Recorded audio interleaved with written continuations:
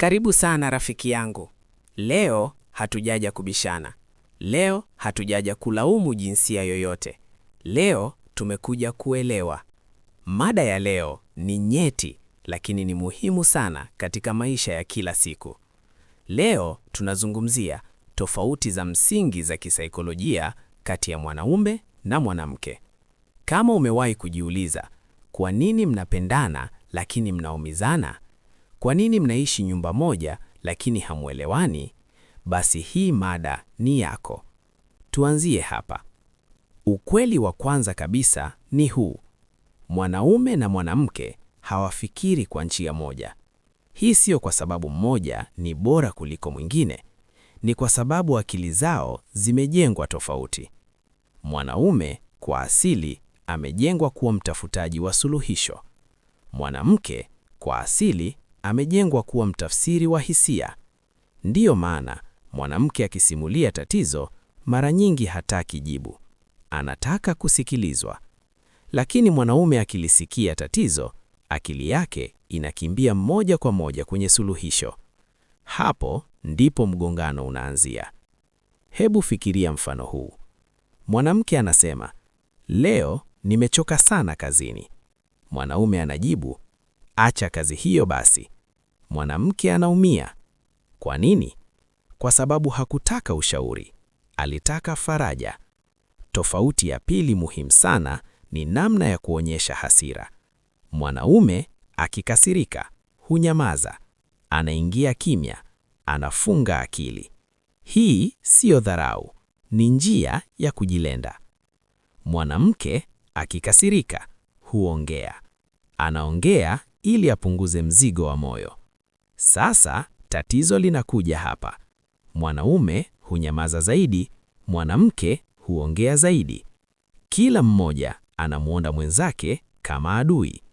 Mwanaume anasema, "Huyu ananipigia kelele." Mwanamke anasema, "Huyu hanisikii." Ukweli ni huu. Wote wawili wanajiteta kwa njia tofauti.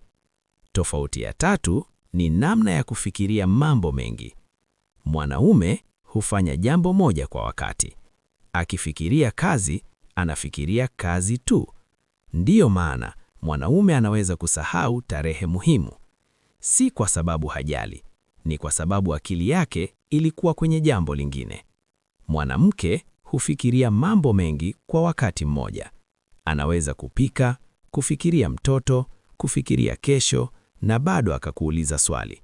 Ndiyo maana mwanamke hukumbuka vitu vidogo sana, alivyosemwa, alivyoangaliwa, alivyojibiwa. Hii siyo uchawi, ni muundo wa akili. Tofauti ya nne ni vipaumbele vya ndani. Mwanaume hutaka heshima, anataka aheshimiwe.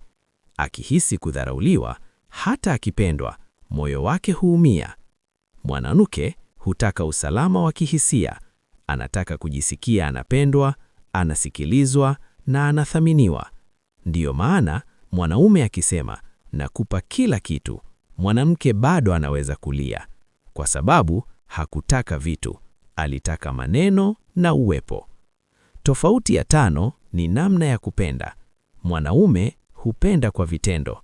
Anafanya kazi, analinda, anatatua matatizo. Mwanamke hupenda kwa maneno na hisia. Anataka kusikia na kupenda, anataka kuambiwa na kujali. Wote wanapenda. Tatizo ni lugha ya upendo ni tofauti. Sasa, hebu tuseme ukweli huu mwisho. Tofauti hizi sio laana, ni zawadi. Zipo ili mwanaume na mwanamke wakamilishane. Mwanaume analeta mwelekeo. Mwanamke analeta uhai.